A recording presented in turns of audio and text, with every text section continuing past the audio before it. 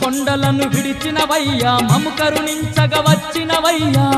కొండలను విడిచినవయ్యా మము కరుణించగ వచ్చినవయ్యా మాత పార్వతీ తోడుగా ఇలలో మాకు తోడుగా నిలిచినవయ్యా మాత పార్వతీ తోడుగా ఇలలో మాకు తోడుగా నిలిచినవయ్యా కైలాసాన్నే ఇలపై నిలిపి దీనుల ఇంట దీపమయ్యినావా